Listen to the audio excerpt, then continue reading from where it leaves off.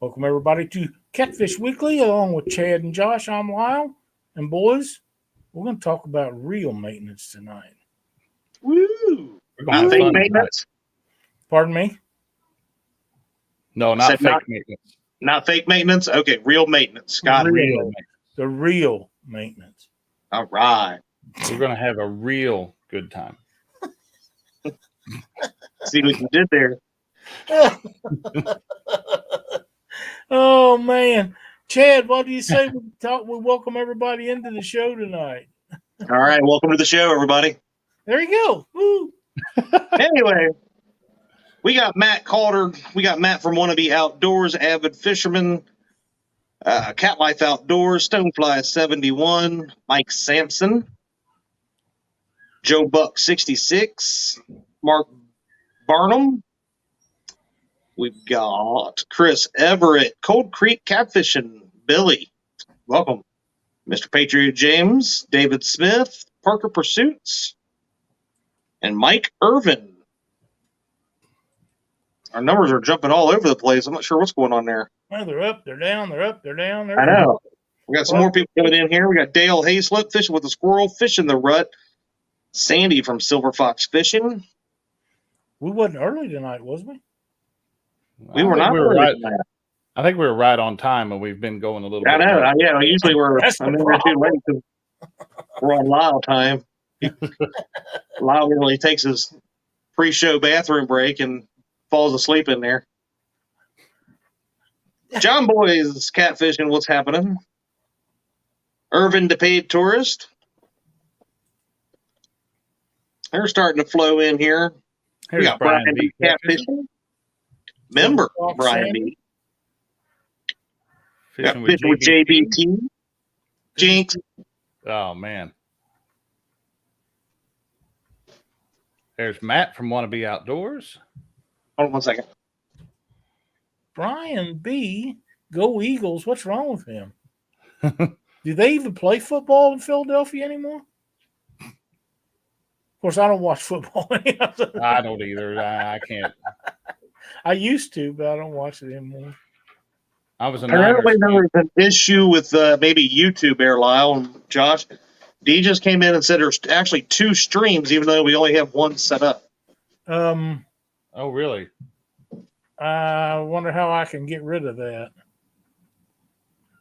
I'm not sure because I only see. Yeah, I see. Yeah, they said there's 10 waiting in that one. Well, let's see if we can get rid of that one.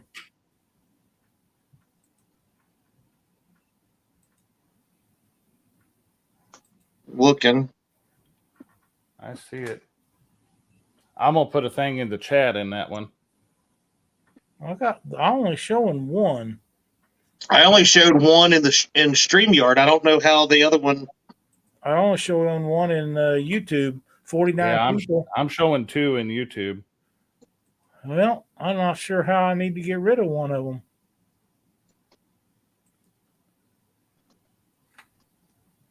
I know how I'm going to do it. Give me just a moment here to get it taken care of.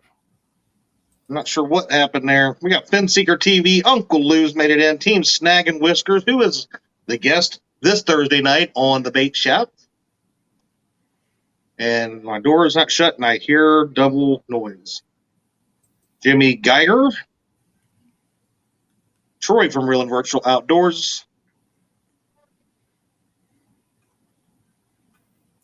Gene Tillman. Double Hook Angling.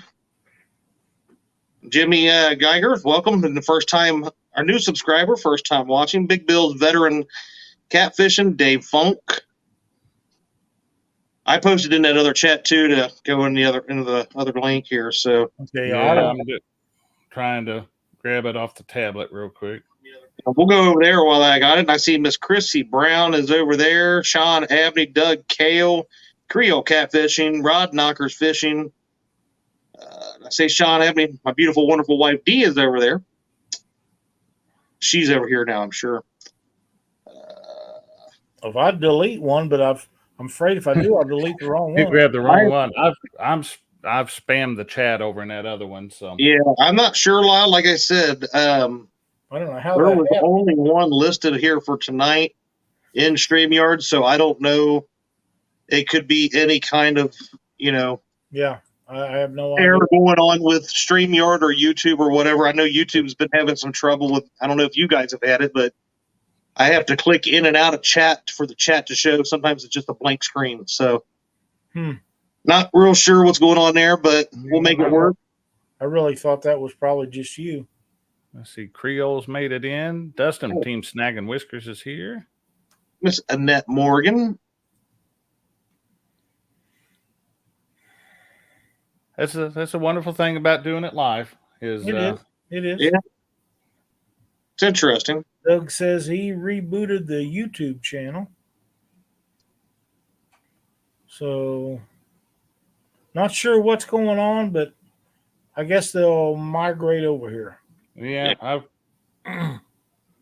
spammed the heck out of it, so we'll go from there. And yeah, there's only 7 showing over there, and I'm one of them. You're one of them.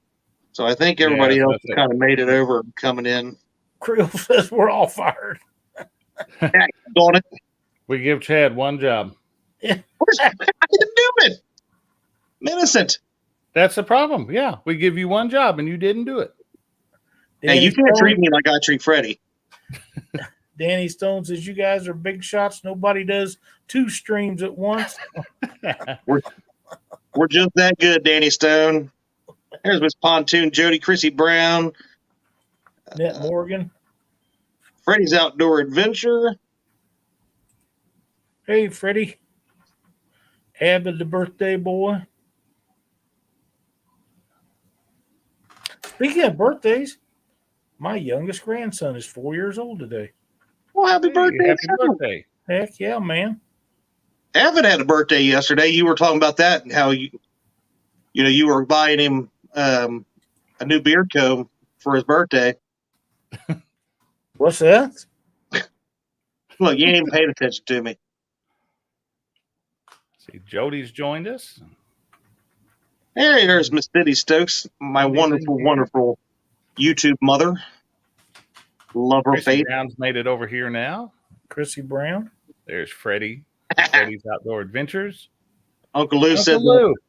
the second was supposed to be on TikTok. I don't think StreamYard does TikTok yet, do they? No, they don't. I know they was talking about it here a while back on a live stream. They're ready on their end, but they have said that TikTok has to allow remote in access. John Patrick Jr. I did talk to JP3 the other day, by the way. He's doing well, just very busy. He apologizes for never getting to make the chat very often. So I had a phone call earlier from Wampuscat. He's been sorry that he couldn't make it in here, but when you have a job that like he's got on an ambulance crew, you just never know. Mm-hmm. EMTs are kind of at the mercy of the people that need them. So but it was nice to hear from him. I'm glad he called, made sure everything was good. We had quite a conversation, and then he got a call at work and had to go. There is my buddy Van, V3 Customs KY. That's your buddy, not mine. I understand. But there's one of my favorite friends is Michelle from It's All Mine. I can relate. And Parker Pursuits. Chris Everett. So, sounds like we got about everything under control.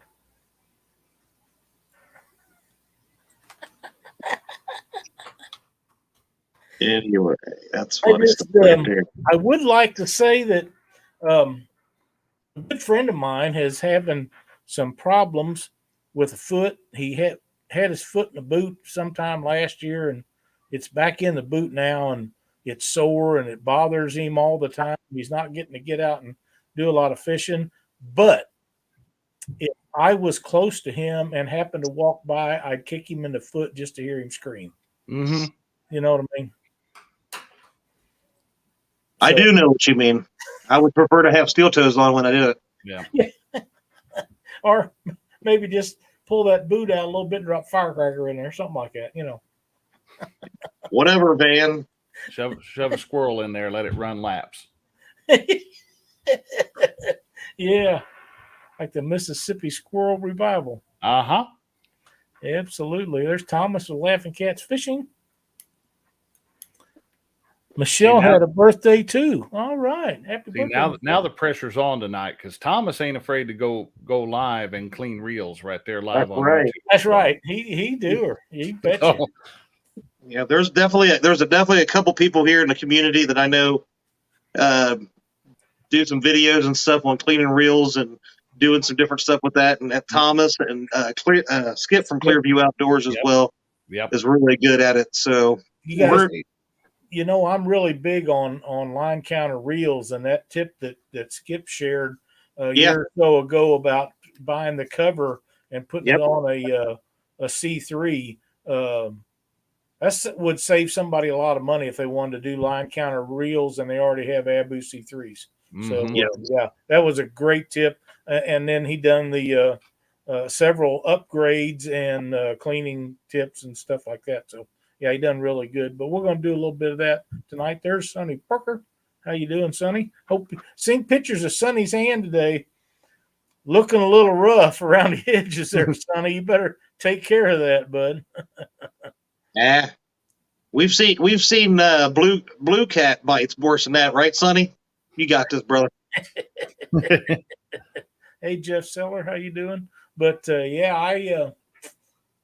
I seen that picture of Sonny's hand today, and he's got some more stuff to have done too. So keep Sonny in your thoughts and prayers because he's about as accident prone as anybody I know.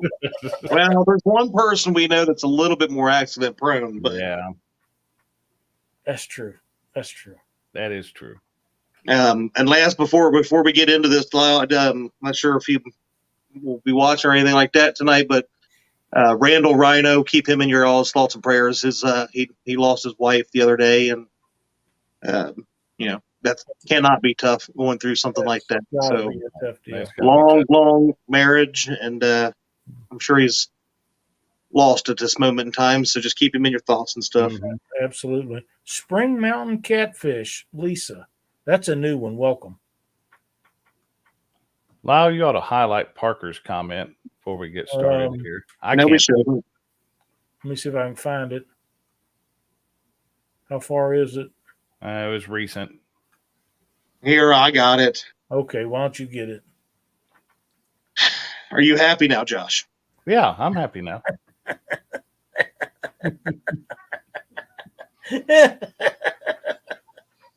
So, Josh, Lyle, assuming you accidentally throw your rod and reel in the water,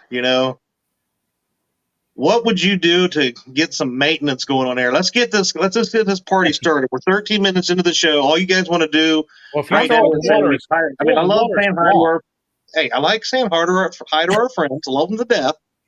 But then it turns into whoever's making a comment about Chad, and we lose sight of why we're here. Yeah, we do. I'm thinking if I drop mine in the water, I'd probably be like Josh and get it back. Shut up. I might not be able to do it with the phone, but big hooks, big treble hooks drag along the bottom. Try to drag along the bottom. If you know where you dropped it, that's the ticket right there. I put me a tether on my phone now, so I can if it falls again, it's going to bob up and down in the water. So I can get over there to it. So. Did you do it like you did in your video for that? Oh, I basically built another slightly larger catfish bobber, and just got me a little tether that goes between there and the back part of my phone. And so, with your catfish bobber type deal, did you do use a pool noodle for that? I used pool noodle for that. Yeah. Pool noodle and PVC. Pool noodles will hold up quite a large. They will hold a lot of weight. Yeah. That works out really good. Chad, you might want to consider that for your phone. I'm not sure how that'll work for your rods and reels or D's rods. Oh, wow. Yeah, Chad, they do make a wrong camera. You can get 5 or 6 packs All right. So our topic tonight, ladies and gentlemen, is reel maintenance. Now, unfortunately, the reel maintenance guy has just been taken off the stream, so we're going to get to that in just a second. But I want to say hello to everybody, and thank you for tuning in to Catfish Weekly. Are you boys ready yet? You made Josh mad. He's gone. It wouldn't be the first time, and it won't be the last. It won't be the last. He tried to sabotage me on Lake Mendota with the trolling motor. So I will get that done. What's that? Sabotage his trolling motor. Friggin' jerk. Man. I'm gonna figure out a way to link two phones together where I can control his trolling motor from across that lake. Oh, that'd be awesome. I'll make sure I'm around where I can turn on the camera and video that. Spring Mountain Catfishing, Lisa is new to check. Yeah, we've already said that like 5 minutes ago, but thanks. Just say yes, dear. Don't contradict. Yeah. When my show gets interrupted, Catfish Weekly. It's I like Catfish too. And we will say hello again to Spring Mountain Catfishing Lisa. There you go. Welcome to this charade. Eric B, what's happening, buddy? All right, boys. We wanted to talk about reel maintenance a little bit tonight, and I don't know how much work you do on yours, Chad, but I usually send mine to South and have worked on down there. Well, I'll be honest, really didn't do much at all. I'm starting to, at least oil them a little bit. I do too. I would say that would be the extent of my knowledge. Yeah, I do more now than I used to, but I used to just send mine down in a box. I'd send several down a year, but they're not that hard to work on. My problem was I didn't have time to do it. Yeah, but, it's more time consuming than it is difficult. It is, and I will go back to what Doc Lang used to tell us. He's got Abu Garcia reels that's 25, 30 years old. And the reason they last that long is because he maintains them and goes through them every spring. Mm-hmm. And he just don't have any issues with them unless he breaks a pawl or something in the level wind. And that's a common thing on all level wind reels is the barking paws. And you should have them an extra one on hand. I have one right here and in my desk, and I also have caps and I got two paws in this sack. And I was gonna say I reached down in my bin and grabbed a couple. I've got caps for a couple of different ones. I've got caps for Pin Fathoms and Abu Garcias. And a lot of them, some of them take the same one, some of them don't, but it's a good idea to have parts like that you can. The reason I have the outside screws is because when you're adjusting them, once in a while it'll fall off and it'll fall off. If it falls off, it's going in the water. It's going in the water every time. Yeah.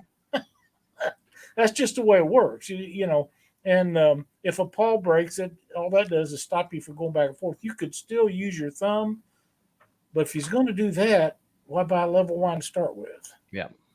So I want the level wind to work. I don't like non-level wind reels.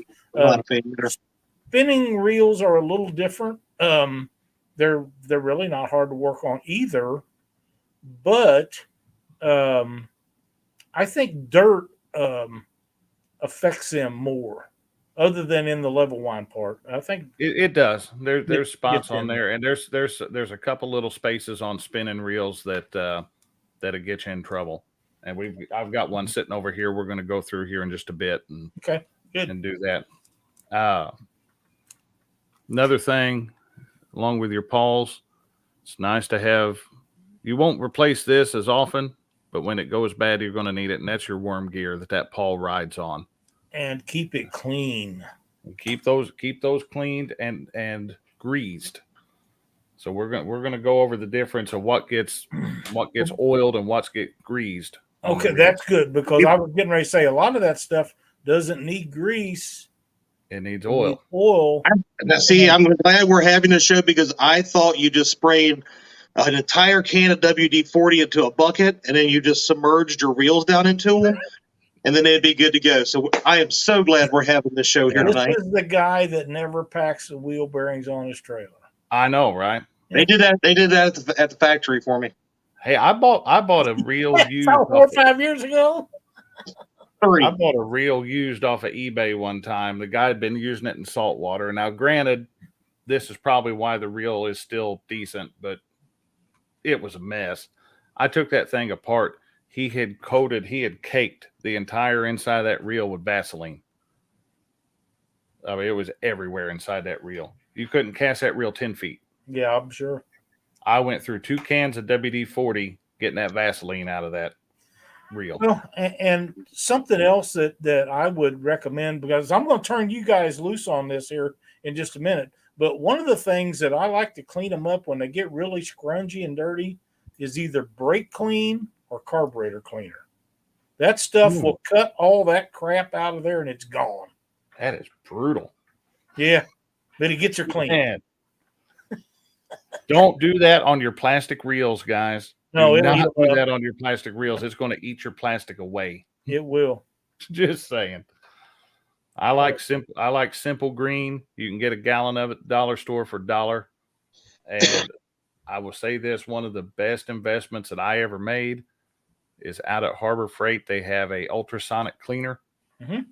And you just put you put some hot water, a couple capfuls of simple green in that ultrasonic cleaner, lay all your parts in there.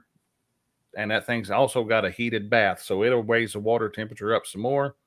Give it a few, couple 2 or 3 sessions on that ultrasonic cleaner. And it's going to take most of your dirt right off the reel. So I see some people talking about WD-40 in here, some good, some bad.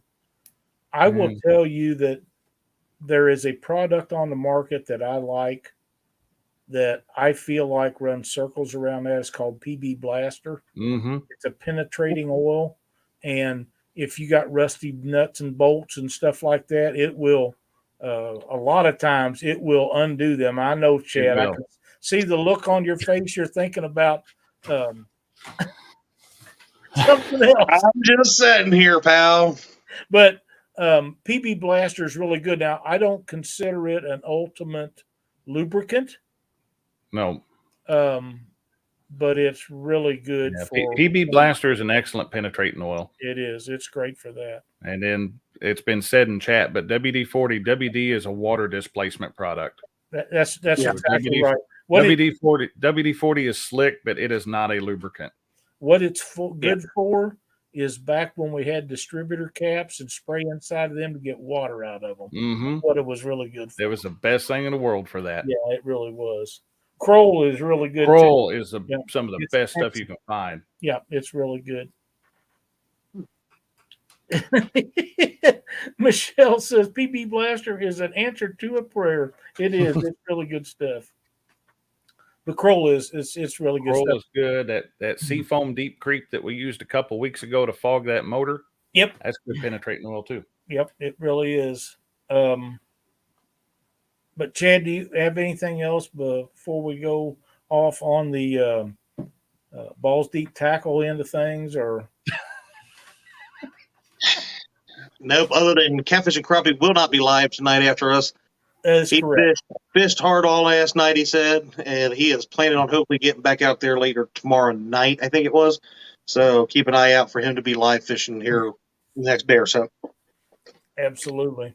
Okay, if you don't have anything to talk about, what do you say we turn it over to Josh and let him go to town? Let's do it. As Chad puts himself in there, let me get the. We're going to switch cameras here real quick. Yeah. Is that one that you gave another YouTuber a heart attack about when you cut the rod in half? No, this is a different rod, but I've broken multiples. Yeah, I've done that once or twice. Yeah, I've got a video where I cut up a Muddy River rod to make a line That's spooling what station. I wasn't going to call it the name. This used to be a tangling with catfish, and I broke it, and so it became a nice little reel stand. But if anybody has questions, put them in chat, and we will answer these. This is a Catmax reel. A lot of people familiar with them. Bait casting reel. As far as bait casters go, this is very similar to the Abus and all the PC Fun, Cast King round reels. They're all based off the same design here. But we're going to pull this off, and we're going to field strip this reel. This one's actually never seen water. And we're going to start off. Let me get it up here. There are 4 screws on the side of this reel.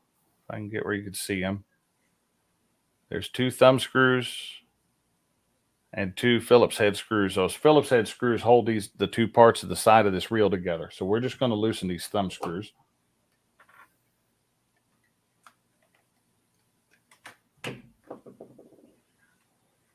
Thomas, tell me if I do anything wrong, brother. I'm waiting. I'm watching chat, waiting for him to light you up for. He gonna bust me out. What are you gonna do? All right, so we're gonna pull this loose. There's one part of our reel.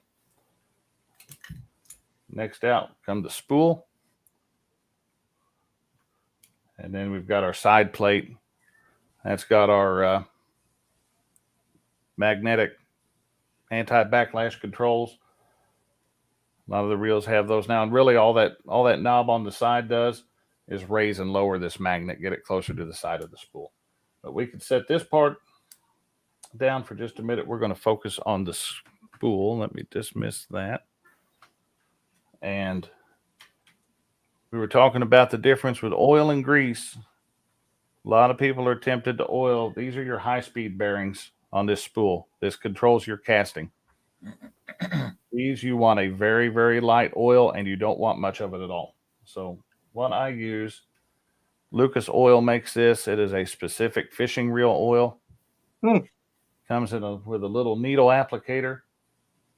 We're going to get in. We're going to put 1 drop. Boom. Just kind of spin that. Now, if you had, let's say your reel had already been used, it was needing cleaned out. Get yourself some old lighter fluid. Get yourself a can of that lighter fluid, and that'll take the old oil and grime out of these before you re-oil them. So no carburetor cleaner. I don't use carburetor. Carburetor cleaner work, but man, that's brutal. Be careful. Don't be like somebody like me, and I'd probably melt the whole reel and have to buy a new one. Yeah, so we've got that. Each side got a drop of oil. That spool's ready to go. Here's a great tip, Josh, while you're changing. Parker says when tearing down a reel apart, I use a cookie pan. So if I drop one of those tiny little screws, I don't lose them. That's a good thing. I got one of these. This is a gun cleaning mat, and it's kind of almost like a memory foam with some real thin carpet on there. That's good too. And Betty Jean says, wait a minute, you're all letting Dunnigan teach you something? That's scary stuff. I know, right? Glad to see you in here, tall Betty. So Lyle was talking earlier about the pawls. Your pawl is going to be somewhere on the bottom of your level wind, usually covered by a nut. We'll get that.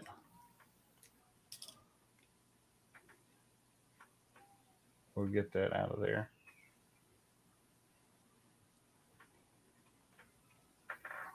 Folks in hammocks are driving and listening. Maybe supposed to just loaded the boat up. Be careful going home.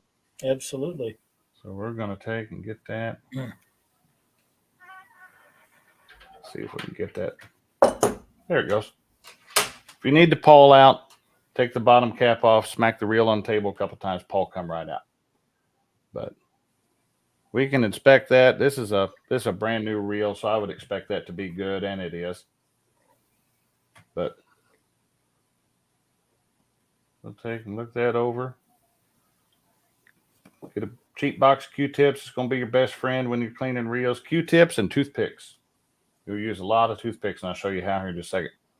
But that actually needs a little bit of grease. We're going to be using Penn Precision Reel Grease. You can get this. This is a 2-ounce tub. This has lasted me about 6 years, and I'm not even halfway through it yet. Wow.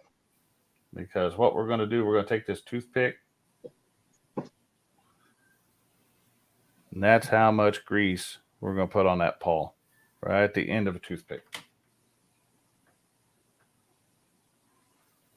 So just grease the one end's going to look like a half moon. That's the business end. Give that a little bit. Wipe some around the outer edge of the paw. And we're going to drop that back in there. And I have big fingers, so we're going to use forceps. Sonny Parker says, what is a good average cost per reel to get them clean? Is it cheaper to do them several at a time and have the line off of them? As high as shipping is, I would say if you're sending. Yeah, with shipping being what it is, I would probably many as you can stand. As many as you can get sent around at a time. River Rat Reel Repair is where I always send mine. Yep. Jarrett does a great job, and he can super tune them or whatever you want done, and he's very reasonable. That on there, get it started.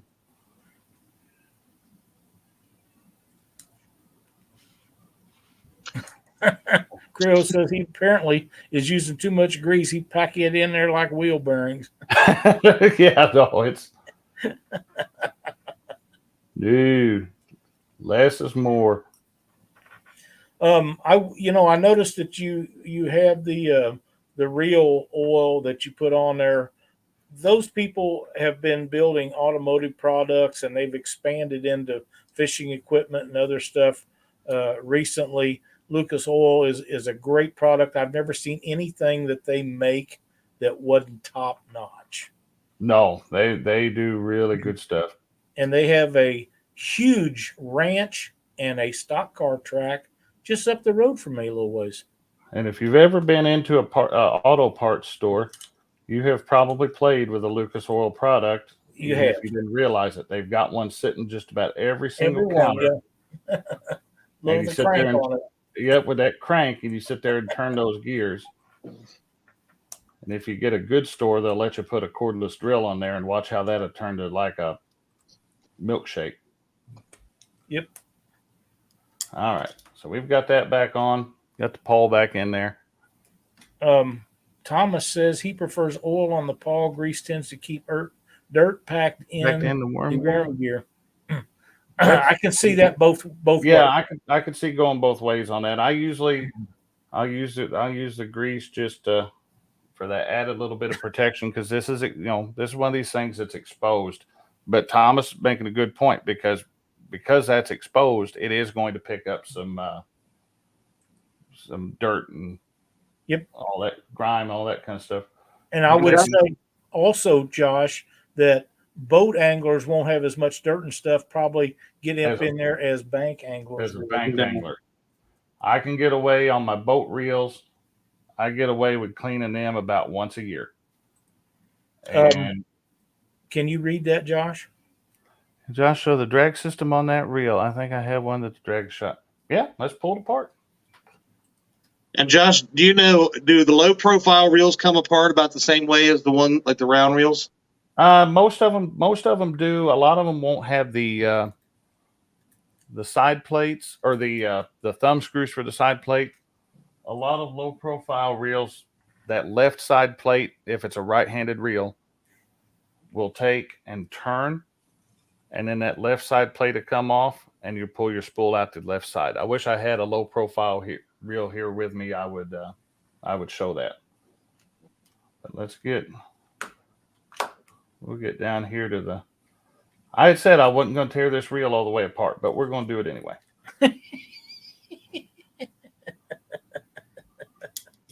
The folks at home want to see it. Folks at home want to see it. And guys, on these Cat Maxes, specifically on these Cat Maxes, I have a video series that I did a couple years ago. It's 3 parts long.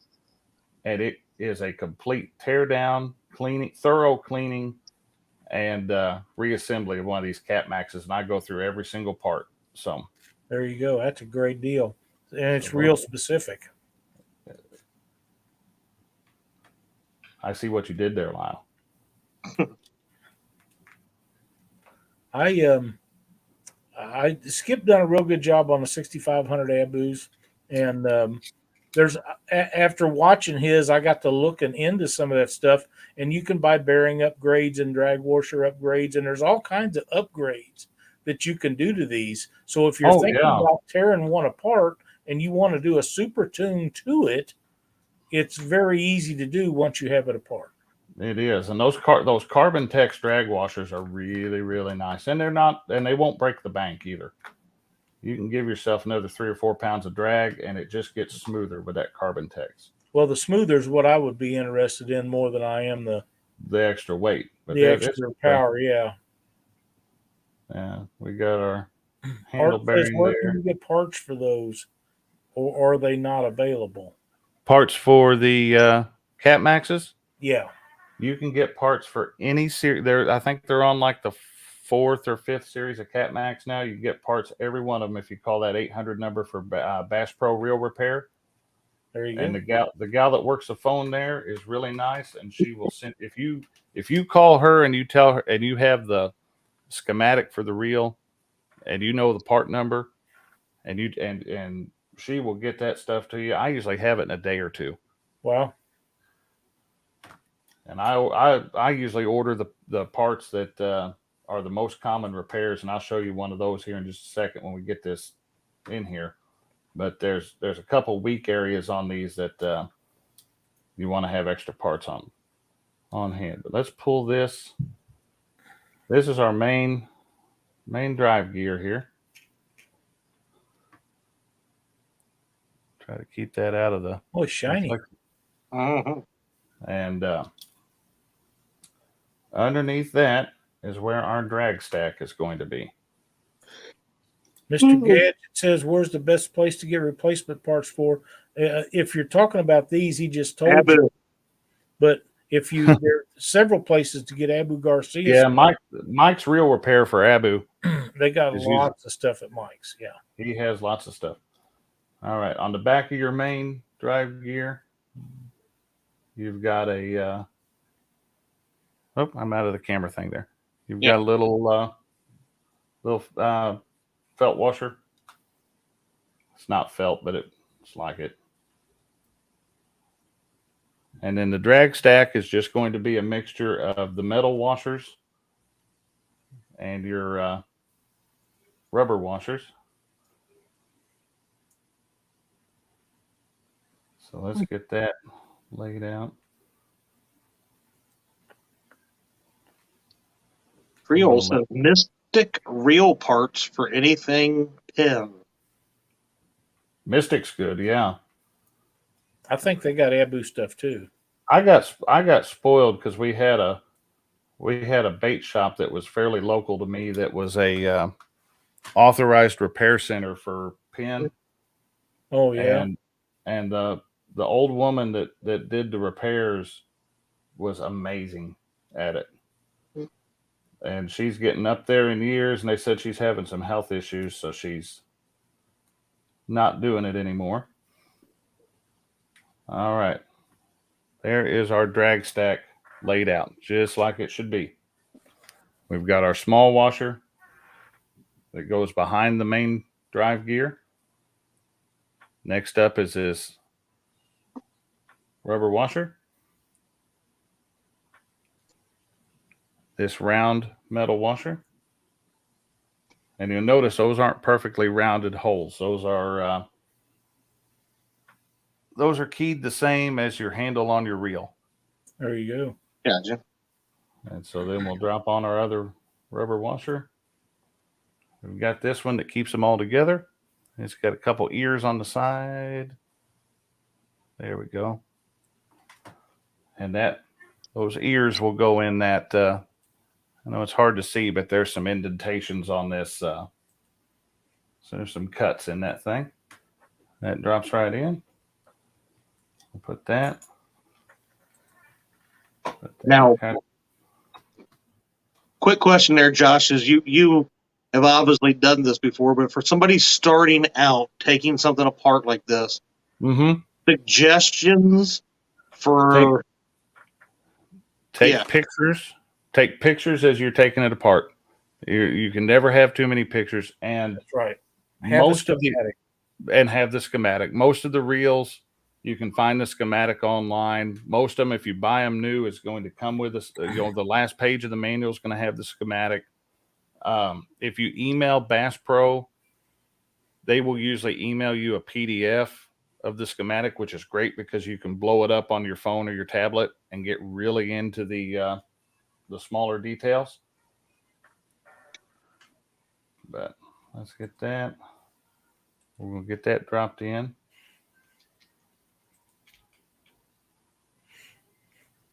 And I tell you what, while we have this, there's the pinion gear. While we have this thing apart and we've dug that deep into it, we're just going to put a little bit of pin grease on the gear. And if you just put a little bit in about 3 spots around the outside, as you turn the handle, it's going to distribute that. So we just, look at that. Can I send you my signature series Chadwick Fields? Absolutely, Sean. I wasn't going to do that, Chad, but I just couldn't help myself. I just got done. Your brother James sent me a message in Facebook, and I had to go read it. Oh, yeah. He always sending stuff. Well, I can't repeat what he says. No, he says bad things. He does. He's an angry little. And I had nice to him. one of these. I had one of these pulled out. I was actually going to show it.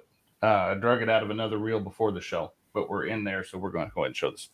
This right there, you're going to have something. Most of your modern reels are going to have something very similar, if not the exact same one. This is your anti-reverse. This is a one-way roller clutch. And when they get dirty, that's when your handle on your reel will start spinning backwards and you don't have any anti-reverse. And all you got to do is take that out, get your Q-tip, roll it around in there a little bit. This is a brand new reel, and it already had some dirt in it.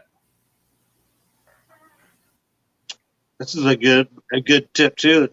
I think about that. Video is less time consuming. Video, taking it apart, clean, rewatch the video as you put it back together.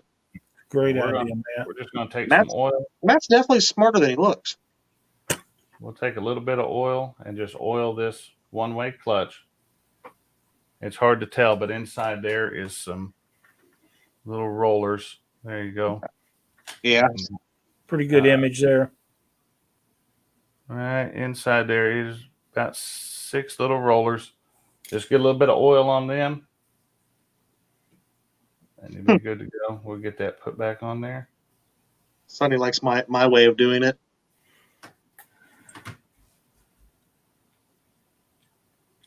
So we can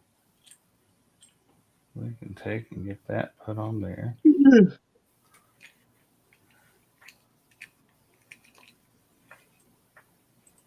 Get in there. There it goes. Sonny says, I like the idea of buying all new like Chad. Then when they are all work great and less time. Yeah, Chad, when Chad needs when Chad's reels get dirty, he just pitches them off in the. That's right. Rod I thought that's how you clean them. You throw them in the water.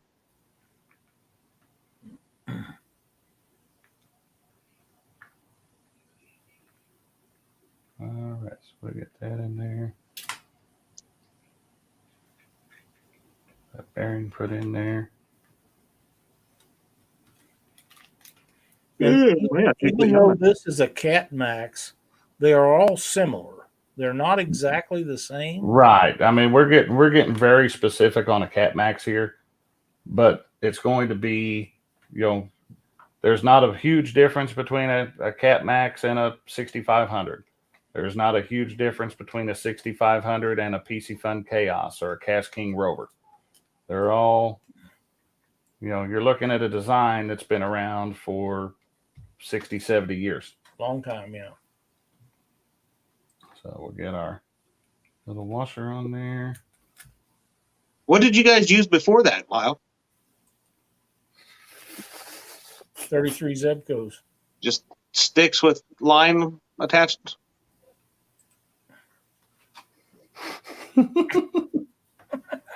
He needed that after what he did earlier.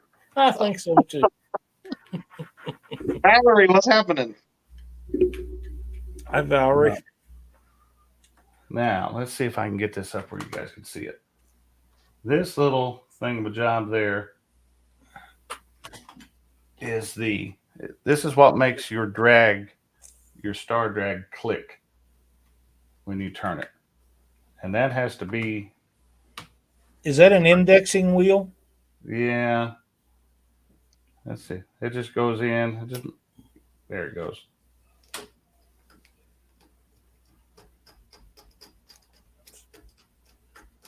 Get that down where it'll...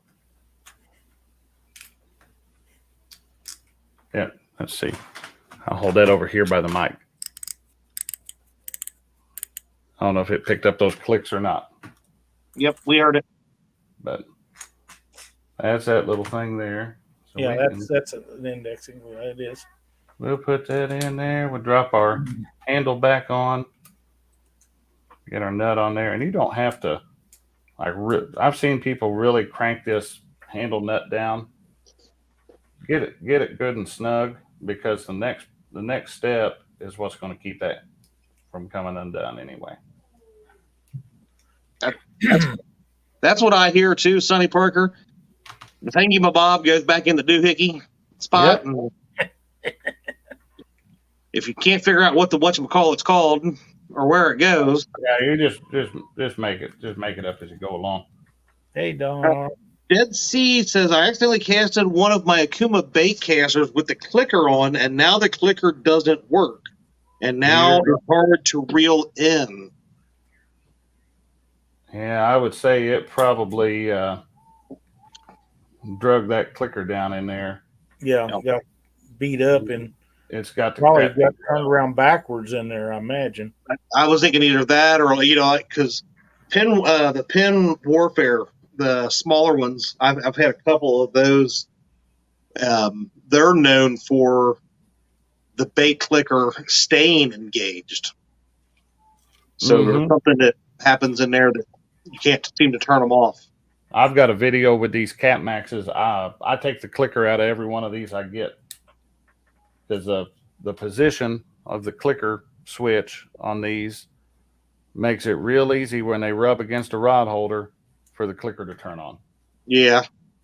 So this one's I believe already had the clicker removed. So we can't really get in there to that. We can drop our spool back in. Josh Parker says, you want to explain to the folks why some spinning reels become difficult to reel in if they get submerged, but once they dry out, they're fine. That would be... By spinning reels become difficult to reel if they get submerged, but once dry, they reel fine.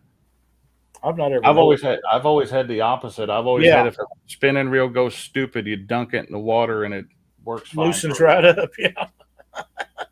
But we've got a spinning reel we're going to grab here in a second once we get this. Yeah, hang on, folks. We're not done yet. No. Yeah. All right, so we got that. We'll tighten those down.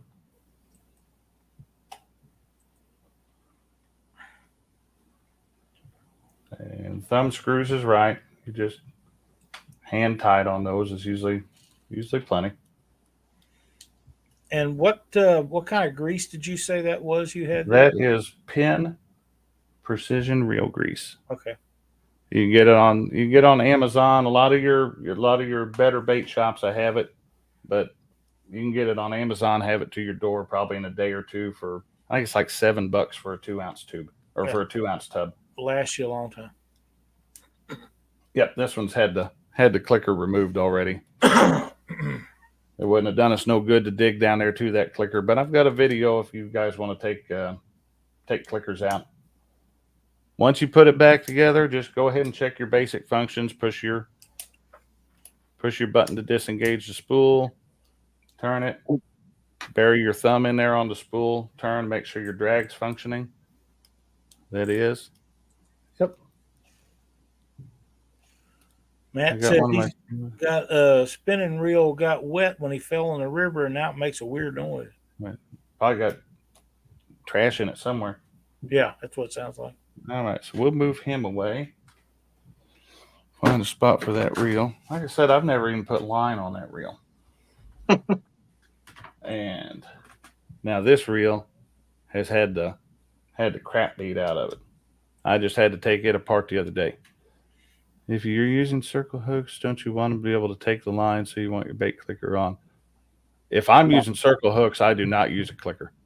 Yeah, I don't either. They're all Unless I'm planning on a nap. Yeah, you want them to. Me personally, I want them to have that resistance to where when they run with it, it slams that hook home. The only time I've used a clicker is if I'm using J hooks, and I want to let them start running with it so I can engage that reel and swing for the fences and rip their face off. Yeah. Wait, I'm still on the third part of the reel takedown. Can we start over? Nice. But we're going to take now first step on a spinning reel. That front drag button. Unscrew that. That's going to let us remove this spool.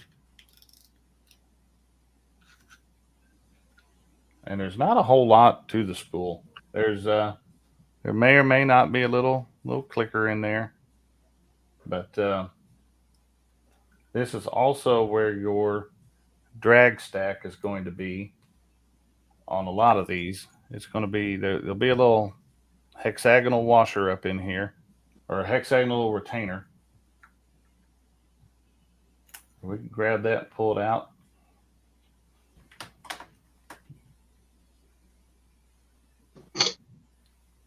And then our drag stack is going to be just like on the Cat Max. And this, I'm sure, is dirty, so it's going to do us good to take this apart anyway. The Sul Gang Warrior out of the box cast great, but reels in sticky and sounds like Chad eating cornflakes. Out of the box cast great, but reels in sticky. Sounds to me like it's got too heavy a grease in it or something. Yeah, it could be that, or I don't know. I've seen that I've seen that reel on Amazon, and I've never ordered one. I've always been tempted to. I see it all the time, and I haven't been tempted to. Sometimes I like getting those things just to see what they. If I wait till somebody else try them out, and after 2 or 3 of them don't have any trouble with them, then I might be interested. And this is why spinning reels have so much drag, and so smooth a drag. Is they have room for a buttload. I'm still dragging it out of here. Hold on. Yeah, look at all them drag washers. Yeah. You know, that thing's got more drag washers in it than James Dockery's got padding on his foot. He's gonna run out of emojis tonight. Yeah, he just sent me a message a while ago. It wasn't very pleasant, actually. But I can take it. All right, come out of there. There we go. All right. We finally got to the bottom of that thing. Wow. Yeah. Did I count right? 11? 1, 2, 3, 4, 5, 6, 7, 8, 9, 10, 11. Good job. Yeah, and that's why, spinning reels, you look at that, that's got almost a half inch of space for the stack. That's why your spinning reels have 40, 50 pounds of drag. You don't need it. No. But that's why they could do it. If a Cat Max wanted to have that much, that reel would have to be as wide as a 7,000. Yeah, it had to be as big as a Penn Warfare. Yeah. Things are huge. So we'll go ahead and just take and Just got a rag here. We're just going to kind of wipe down some of these. And the new message has arrived.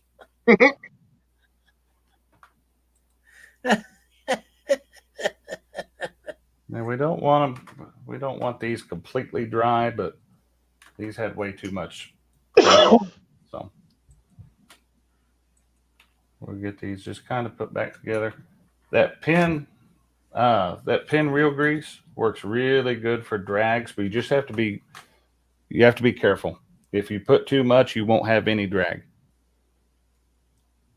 But if you use just the right amount, and when you do it, it's basically like you want to put just enough grease on there to where if you stuck your finger to it, it's going to, you can tell that there's a fingerprint there, but you can't really see it. So it's a matter of playing with that. These things are just about easier to, let's get that one wiped off just a bit. We'll get that in. And to straighten that drag stack up, this is kind of an oblong shaft on this thing. We're just going to put the thing on there and just rotate that back and forth until the shaft of our reel comes out. Then we know we're in good shape on that. So we'll drop our little washer or little retainer back in. Hold your mouth right, and there's just a little groove that sits in, and that went in way too easy. Yeah. What I was thinking. That I'm impressed. But we've got our little clicker sprocket. Let's pull that off. Now we're going to get into how people tear up spinning reels. Thomas wants to know if those are felt drag disc or carbon fiber. They're not good enough to be carbon fiber. They felt like rubber, Thomas. It's a $25 reel. So I mean, they work good, but they're throwaways. All right, we're going to take, and if it's a felt, if you have reels with felt drag washers, you really got to watch them. A lot of time that's going to be a wet drag system, and it is going to have a little bit of oil on it. Penn likes wet drags. Penn likes wet drags a lot. Now, most of these spinning reels, this is where you got to watch. This is where you can tear up your reel in a hurry. They are left-handed thread. And what that means is when you turn it to the left, like you would typically think would loosen it, you're actually tightening that nut. You got to turn it to the right to loosen that. You need to turn it clockwise versus counterclockwise. Right.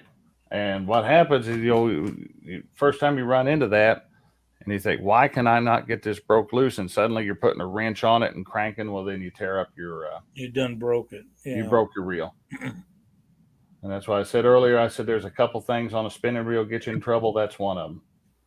I'm guilty of that myself. Now, I showed you the one-way clutch on that Cat Max, and a lot of reels have that. Even some spinning reels, I have that one-way clutch in that handle. This particular reel doesn't have that. This has, see those sawtooth inside that? Oh, yeah. That little kick out right there is just attached to that spool. And see, when you go to reel the handle backwards, it kicks that out. And that grabs that one of those sawtooths and keep that thing from going backwards. This actually messed up on me yesterday while I was out fishing live, and I could not get it to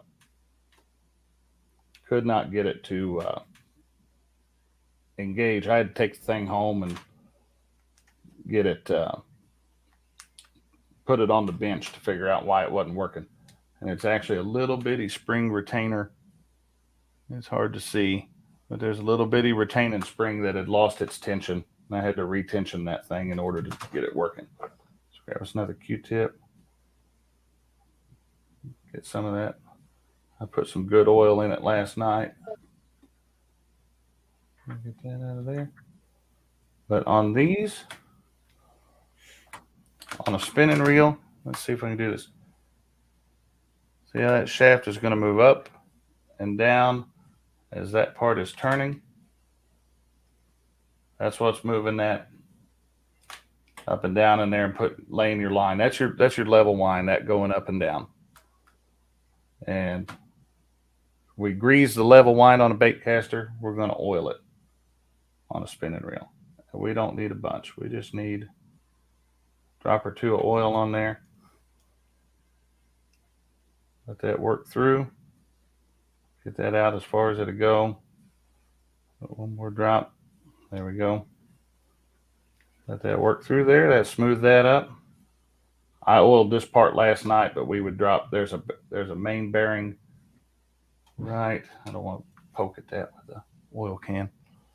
Right back there is your main bearing right behind that bushing there. And I just dropped about a drop of oil on it and to keep that thing going good. Let's get that pulled in. We'll drop our thing back on. There we go. Take our retainer nut, turn it counterclockwise to tighten it up. And just like the handle nut on the Baitcaster, we're just going to put enough tension on this to kind of get it snugged into place, because that screw is going to keep that nut from backing out. Thanks, Sonny. I appreciate that.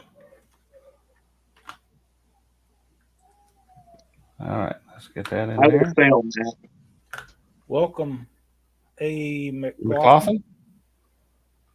All right, there's our little, makes our drag click. Are you taking notes? There's going to be a test afterwards. Nice.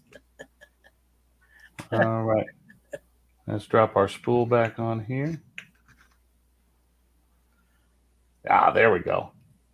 Remember I said that went on way too easy earlier? Okay, well, that still went on pretty good. That's good, though. Let's get that. We're just going to wipe around the face of that.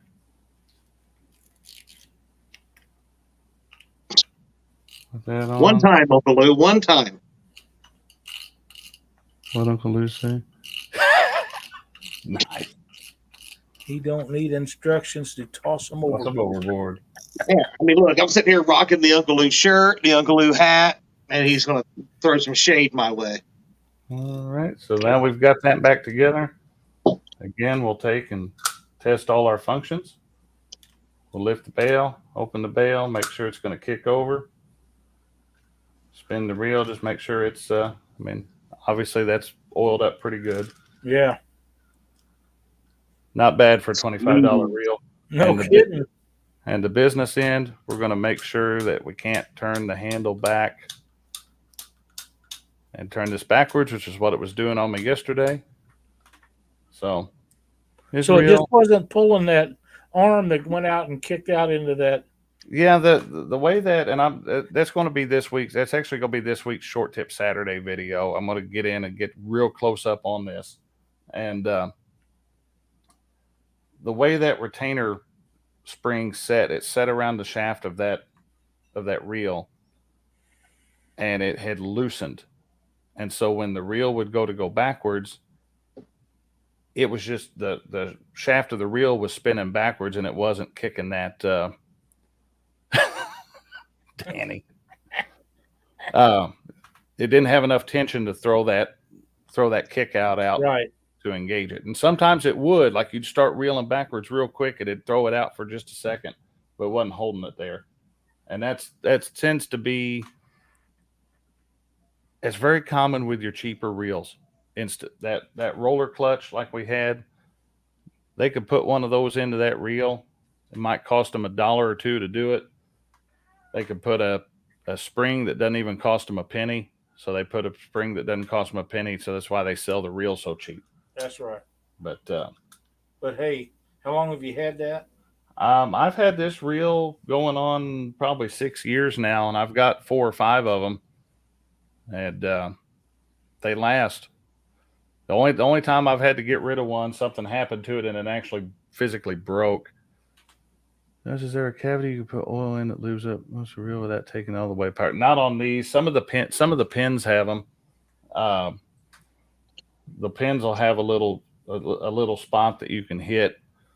Like the 209, I know has one. The 309 does. I can't remember if the Squall does or not, but I think it does. And you just put that in there and depress it. You could squeeze it. There's a lot of your salt water. If it's designed for salt water, they build that in where you can lubricate that reel, because salt water is horrible to equipment. Salt water eats your gear up fast. Yeah. Freshwater anglers, we have a little bit of an advantage on that. That's true. And in salt water, you probably have to do this, if you fish a lot, probably every other week, once a month? Oh, two or three times a year for sure. And every time you go fishing, you'll have to take and give this thing a bath in fresh water. Yeah, rinse it. Rinse it out. I took one when I went to Georgia, and I took a Zebco spinning reel with me. Fished a couple weekends, didn't think nothing of it, and went to use that reel again, and that reel was done. Yeah. And that's when I learned, like, oh, well, yeah, it's salt water. I should have probably rinsed it off. But that also includes your big motor, your trolling motor, and anything else that's involved. Anything else, if you're running your outboard in salt water, you want to flush it on the flushing muffs and all that good stuff. So absolutely.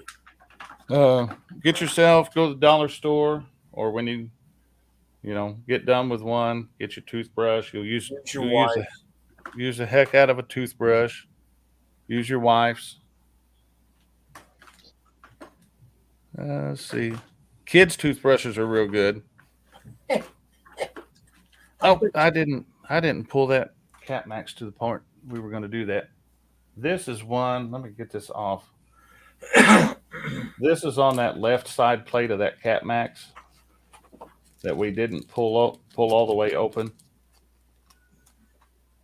If your level wind on your Cat Max ever stops working, 9 times out of 10, it is this little idler gear.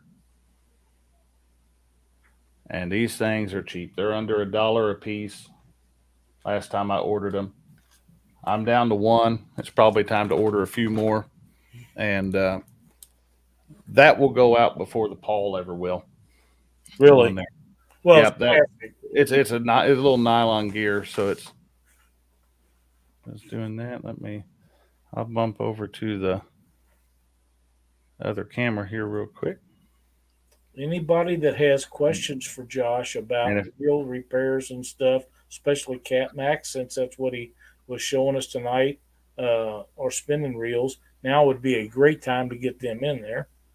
Let me actually step away real quick. I'm going to grab one more reel. We're not going to tear it down, but it's going to be a low profile reel. So I'll pull that up, show Chad how to pull those apart. Okay. And Chad, you know that we're going to download this on YouTube. So if you forget what he showed you, you can go back and rewatch it again and again and again. Yeah. Because I'm going to need all these great tips and tricks that he has given tonight. Now that I know that I just can't use WD-40 in a bucket. Does that bother you? A little bit. Yeah, I do like the other idea that I've seen in chat, and it maybe it'll work, is using PAM instead of WD-40, and then it'll also. Are you talking about that? It'll always have that scent going out, right? I guess, yeah. I'm guessing that Pam doesn't swim around in your local water either. It's kind of like chicken don't. So, you understand what I'm saying. I do.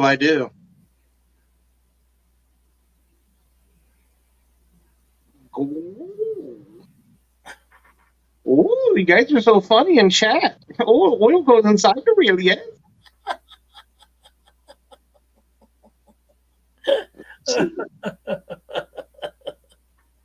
Yeah, it's going to be 91 on Wednesday here, and then Thursday a high of 68.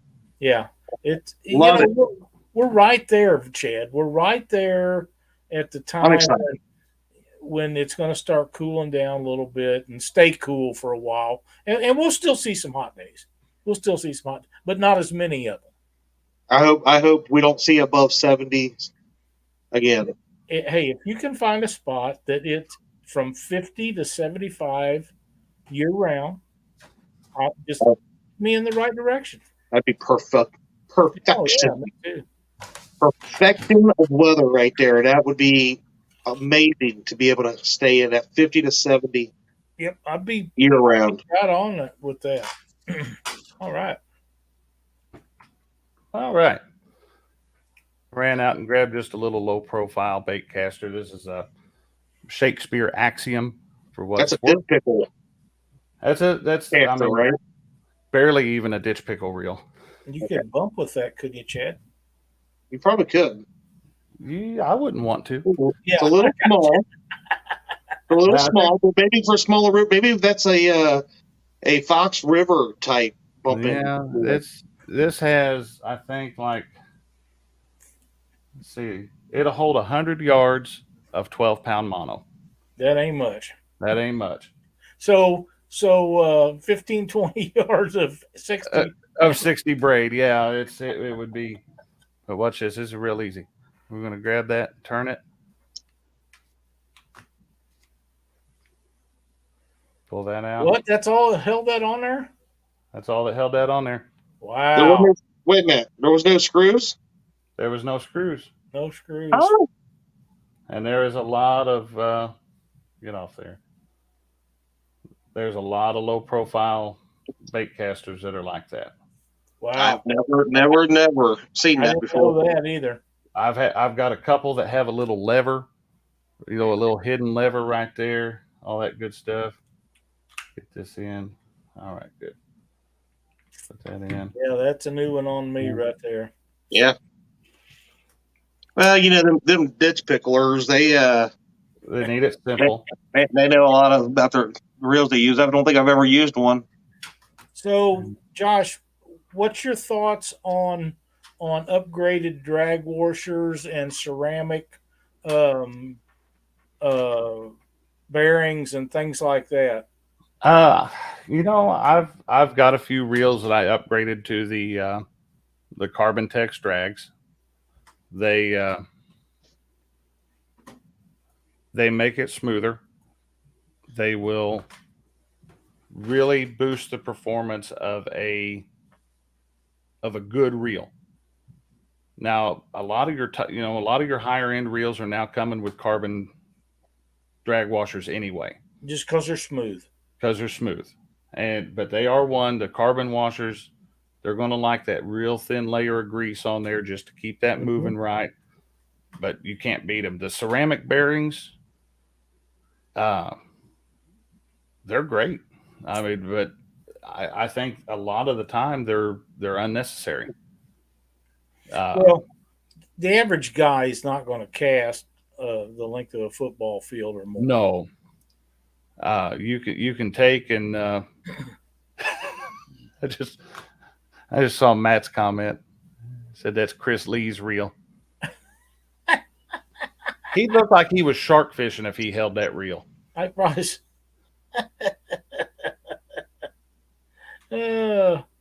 Chris's or Dockery's. I said Sean T. There's your little old. Is that 4,600? I think so. 46, 45, something like that. That's one of Grandpa's old reels. It won't get line put back on it. It hangs out on the shelf and watches over things. So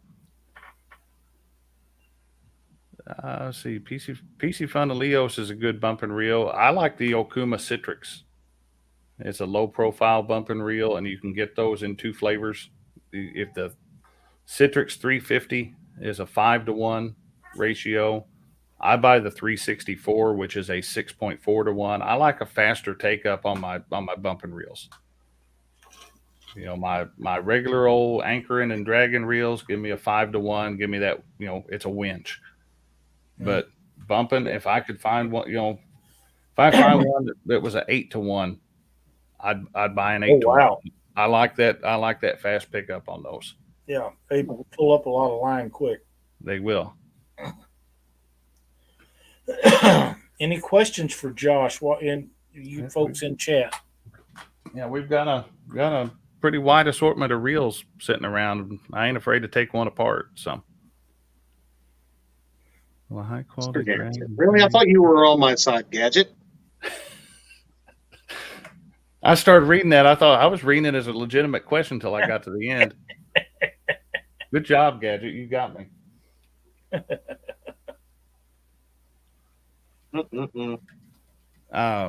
I will make a recommendation. Get good.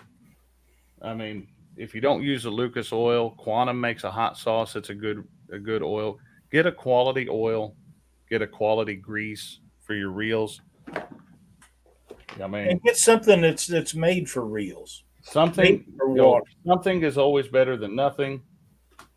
These are like $3 at Walmart. This outdoor angler stuff. Well, does that stuff work? Yes. Do I use it on my gear? No. I used to till I learned there was better stuff out there. Do I have a micro spinning reel? Yep. Let me grab one. Here we go.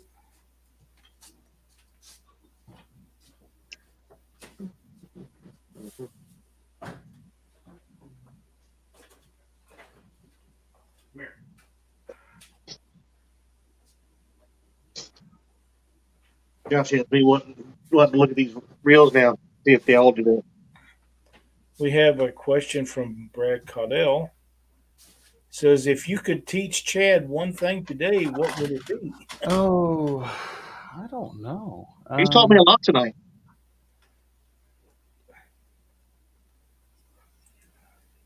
Justin's Fishing Fetish says, if I send Josh all my reels, will he take them apart and clean them for me so I don't have to? Absolutely. Because he did not put anything in there about putting them back together. That's right. Take them apart, clean them, and ship them back to him. Hey, there's Stephanie. I'm OCD, so what in the heck is going on with this reel?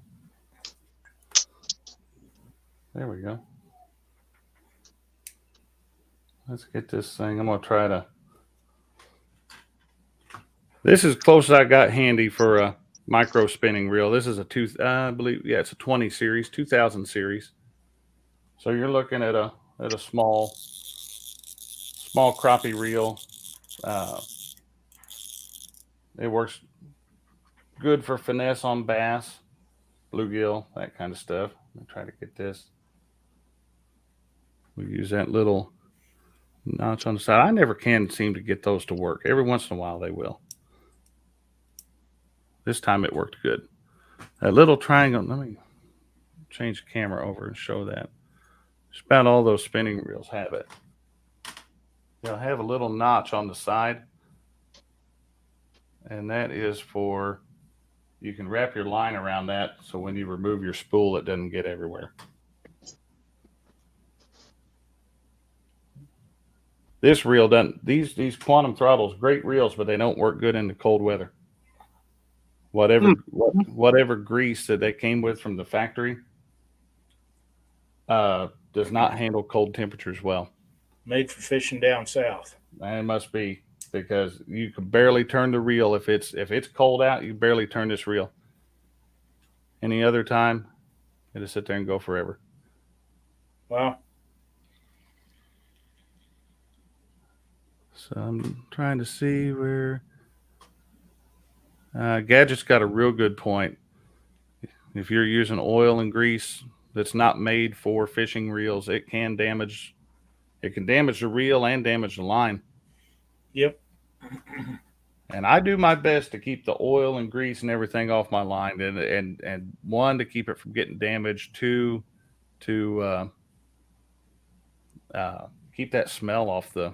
I mean, most of these oils and grease and everything, they've got a very strong chemical odor, and I don't want that sitting down there on The blue goo of death. Spray it out. Yep.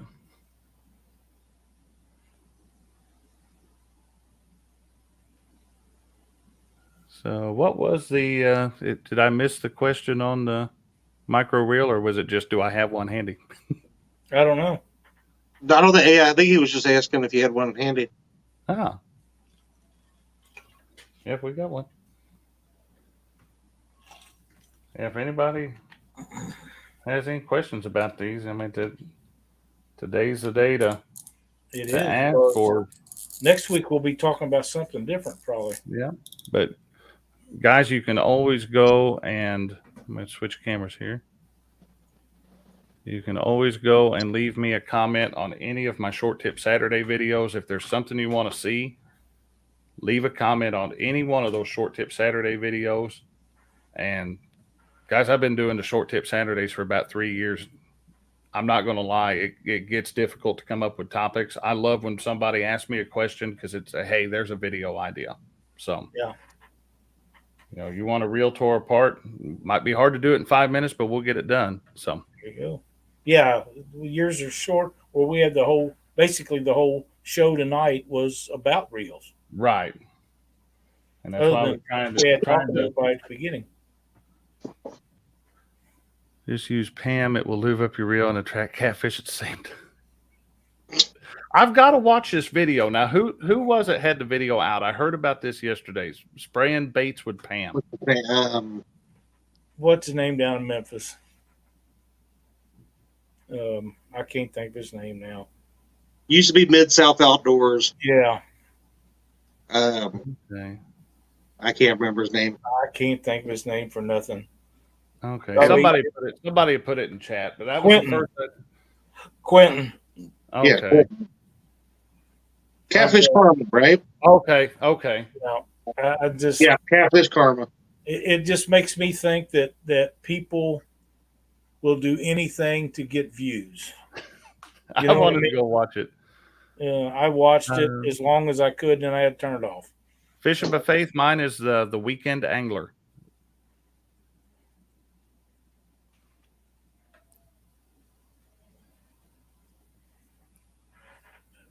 It's like somebody saying spray your bait down with WD-40. Well, you might catch one of the dumb ones, but the smart ones are not going to bite that. It used to work real good on plastic worms, Lyle. It used to work real good on plastic worms. Here's my thought about the whole Pam. Is if you decide to use Pam and you catch fish on them, they come ready to throw right into the grease. Mm-hmm. You've already got the cooking spray on them. You don't have to spray your Pam. Right in the skillet. Put them right in the skillet. No, now, does it have to be Pam, or can it be the generic off-breed stuff? Well, see, that's got to be. There's another video. Yeah.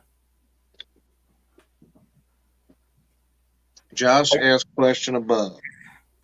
I thought about James Dockery the other day as we drove through town and we pulled up to the only stoplight in Buffalo, Missouri, and there's a lady chasing a black chicken around at the four-way stoplight. Right there, it was rush hour. School was out in the Friday afternoon traffic. Cindy's trying to get her phone out, take a picture of this woman. The chicken runs underneath a car as it takes off to go through the light, ends up over in the bank parking lot. I don't know if she ever caught her chicken or not, and I'm thinking it's just like a cat. You ought to put a lead rope around its neck and teach it to lead. Mm-hmm. You know. Hey, Matt, are we talking about a spinning reel that's clean and seems to get caught up a little when you're reeling? Are we talking about a spinning reel? Because I have run into that on those. That's be butter flavored. Butterfly. You never know. You never know. Okay. Canola oil. I'll grab one of these here. Is that what Cindy uses? Peanut oil works good. I have heard too that if you get your hair caught up in a reel, whether it be spinning or bait casting, if you spray a good detangler on it, it'll help you fit in. I'm gonna pull this up here. A lot of the time you'll run into, like if you get these washers here in the wrong order, your spool will sit too far down and it will drag on the main housing of the reel. And I had a loose reel one time that would do it even with it assembled correctly. It just dragged. And it was only one little spot. Boy, that would stick as soon as I put that on there. It was one little spot on here. And what I did was just took some emery cloth and worked around the outside of that and just kind of sanded that down a little bit, and it stopped that completely. And Lou's actually had me send that reel back to them, and they sent me a brand new one because they wanted to check it out. Huh. If you use peanut oil, will you catch an elephant fish? I don't know.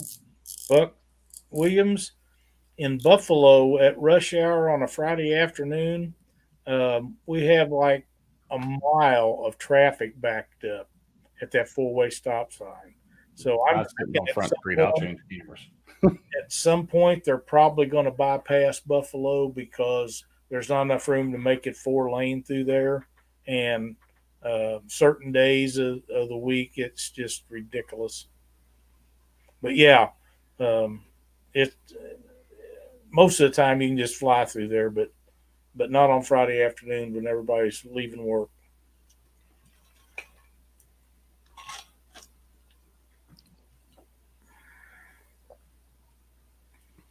Mr. Gadget says, go over the shims on the spinner to make the line wind flat.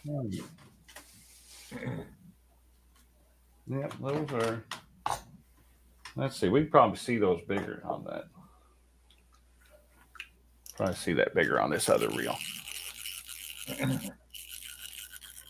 All right. Well, let's see. Before we get going, we'll show what he's talking about there. And you can see. Let's see here. We'll get this turned just right. This little rounded area right here is where your line comes in on the reel. And that goes around. That doesn't move forward or backward. That stays in one position. And the way it lays line flat on this reel is it moves this actual spool up and down. So we're gonna, you can see would be winding around the bottom of the spool as we keep turning. It's going to bring that back up that way. And the way that keeps all that together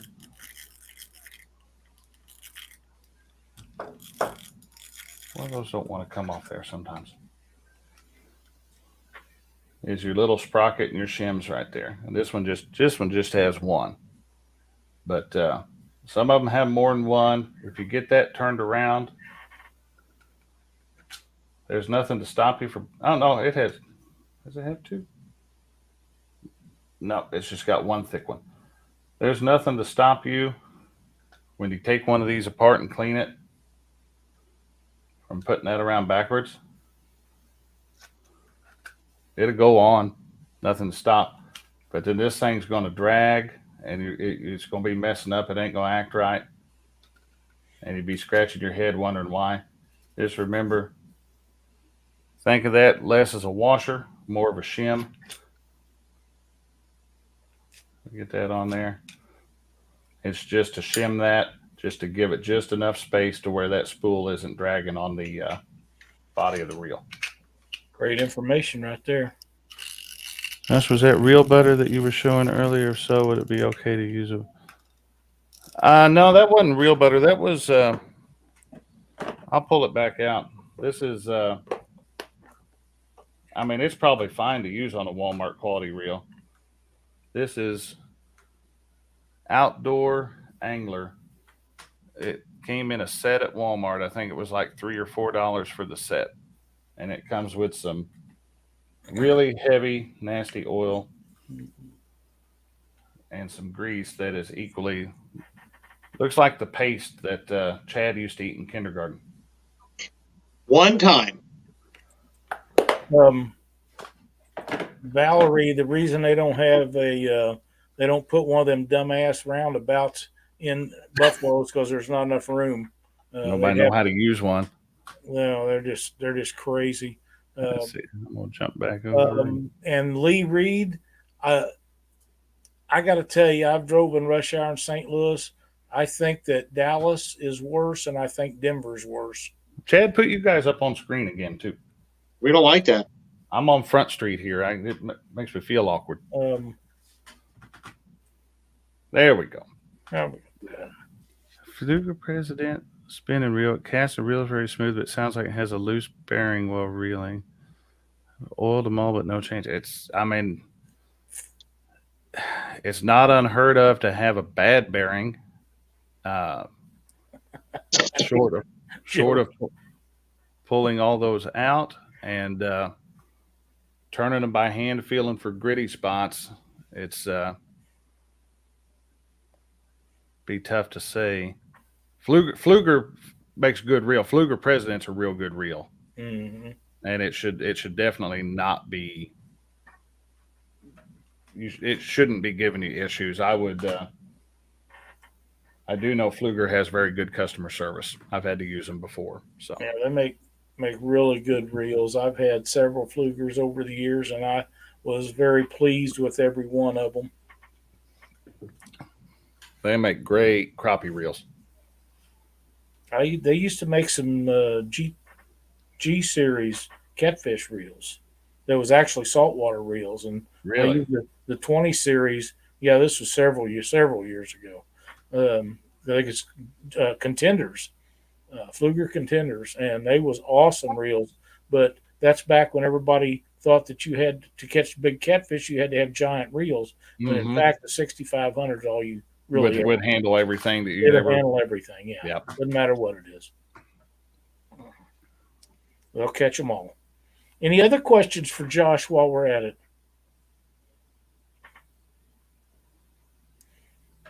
Chad, are you asleep, or do you have? Yeah, I fell asleep. I read Chad's comment there. Who?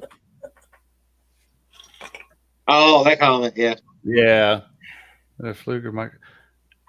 I will say this though, and I bought one, and I speak very highly of Zebco 33s. And that's about the only type of reel was a spin cast, was about the only type of reel we didn't drag up here tonight. They make a 33 underspin that looks like a spinning reel, but it has a closed front like a Zebco 33, a little trigger to pull it. That is the biggest piece of junk I've ever messed with in my life. And the regular 33s are great. But the regular 33s are great, and I wanted so badly to like that 33 underspin, and it did not have it. The little ears that pop out on the side of the spin cast mechanism that pick up your line, they worked when they wanted to. Chad's, of course, going to have one. No, see, that's a good reel. This is my Zebco 33 Mini. He's wiping the dust off of it. That's I got a little dust here. I haven't used it actually at all this year. This is on my Featherlight. I love this thing for bluegill. Oh, yeah. Hey, I tell you what, those 33s, you can't. There's been a lot of catfish caught on 33s. I've still got the 33 that I used when I was 7 or 8 years old. I don't use that reel anymore. I don't want to tear it up, but yeah. I don't think you can. No, as long as you can buy parts for them, doesn't matter. Oh, yeah. And you can buy parts for them. There's parts are readily available for 33s. 33s, good reel. 202, not so much, but 33 makes a good reel. And I think somewhere I have a 733? I have 3 of those. That's what Cindy always used to fish and with. And they were direct drive. They have no drag. And I'm going to put them. I wanted her to use Baitcasters because we was in so many of them big tournaments, and they won't take them big fish, but so many times. Mm-hmm. But she can cast them. She can cast a Baitcaster. She just don't want to. Oh yeah. And it's kind of like driving a boat. She can drive the boat, but if I'm there, why would she? Yeah. So. But yeah, I'm gonna put them back on her. She's more comfortable with them, and we're not going to the old ugly 2-tone brown 808. Yeah, those were indestructible. And then the 888 is if 888s, yeah. 808, you couldn't tear up an 808, and then the Zebco decided they needed something even heavier duty, so they built the 888. Mm-hmm. Is there anything to resolve on over tightened drag on the top of spinning reel? The drag no longer works. Ooh. Probably not, but what you could try, and it'd be worth a shot for replacing the drag stack, is to pull all those drag washers out like we did earlier, flip them over, because when you tighten this down too much, what it's doing is it's putting a bow in those. It's pressing them down, Right. and then that metal washer isn't gripping that rubber washer or the fiber washer and getting that friction, and that friction is what makes that drag work. If you flipped them over, tighten them down, give it a real good hard tightening, and then back it off some, you might get it. I don't think you're ever going to get them completely flat again. But the good thing is drag stacks, the metal and the fiber washers, drag washers are cheap. Yeah, you just order them up and put them in new. And my recommendation. Get yourself, get a if you can find the one specific to your reel, great. If you can't, you can go to Harbor Freight, and about $10 you can get a digital caliper. Measure the diameter of that washer, measure the internal and external. Man, Danny, you do crank them a lot. Yeah, you do. I tell you what. I'm still trying to get the footage edited because I caught a lot of fish up there on them. But the first few days we were at Mendota this year, I used all bargain basement spin cast equipment against those Mendota cats. And I had some reels that performed really well. I had one that surprised me, and I had one that I thought was going to be just dynamite, poop out after a couple fish. Yeah. So, I mean, it's the only way you know is to have one to try it. Yep. But I'm still trying to get. You're not going to get Channel Cat put any more tests on them than you are at Mendota. Oh, yeah. Unless you go to Lockport, where you get 5,000 or 6,000 pounds of Channel Cat in 2 or 3 days, 4 days. It's just constant up there below that dam. Oh, man. Yeah. Like to go sometime. That would be fun. Yeah. But that's a lot of money, a long way up there. Mm-hmm. Plus passports and everything. I think my passport, I think I let it run out. So yeah, I don't know. Our channel cats here lately have been doing pretty good. So yeah, let's talk about that right quick before we go.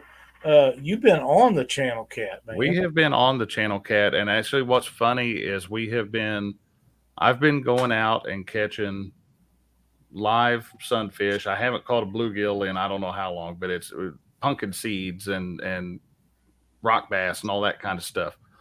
And we've been going out, setting lines out, hoping for a flathead to come in. And we have not had a flathead yet. When we're out here doing this, we keep ending up with big channel cats. And we haven't had one smaller than about 10 pounds. The biggest one the past couple of weeks has been about 18 pounds. Christina caught one the other night, went about 16. That was a great fish. And I mean, it was just, we weren't shooting video that night. We weren't live. We had a night that my in-laws had, the in-laws took the kids for the weekend, and we just went out and hung out at the lake, sat by an old boat ramp that ain't a boat ramp no more, put lines out and sat and enjoyed the night. So there you go. Yeah, Calamus Reservoir, they say, is real good. I find it hard to believe it'd be better than Mendota. Yeah. But I know a lot of people really like fishing up there, and I'd like to go fish it sometime. I just haven't.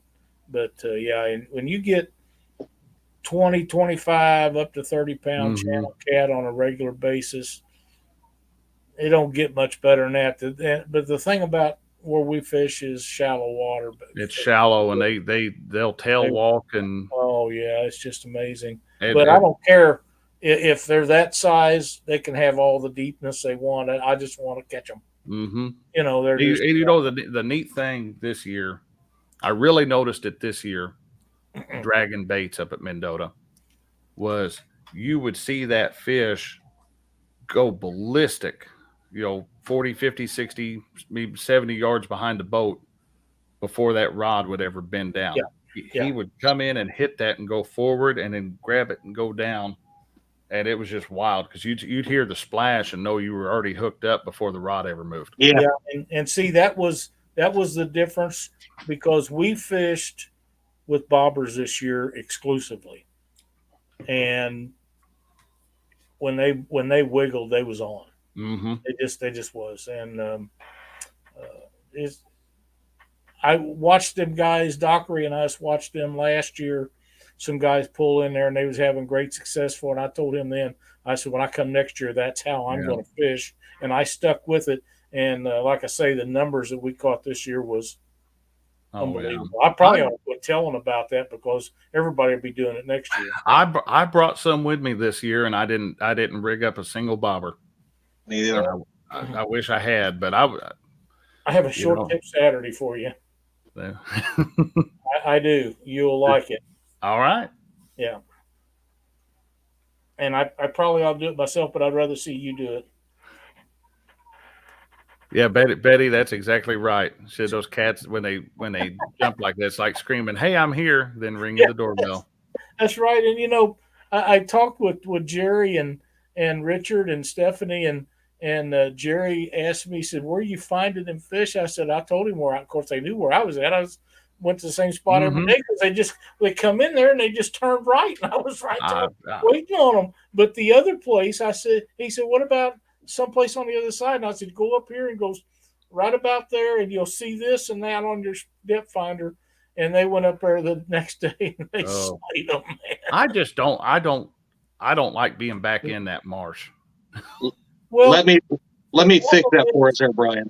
The problem is, just a second, Chad. The problem is sucking all that stuff up in your motor. Mm-hmm. And you got to run it tilted up all the time. Oh yeah, I mean, I'm running my motor tilted up, and I'm throwing a mud rooster tail all over the place all the time. But you'll catch one time, you'll go up there, and it won't be that bad. And then you'll think, man, if it was like this every year. Okay, Chad, sorry. Oh no, I was just letting Brian B know that I was fixing what he was saying. Dad was in the hot seat. He's trying to say to Jonathan. I called him and told him to come down there. They was on fire down there that day. That's just an amazing fishery. Yeah, it was funny this year because I think I lost my aversion to dragging baits.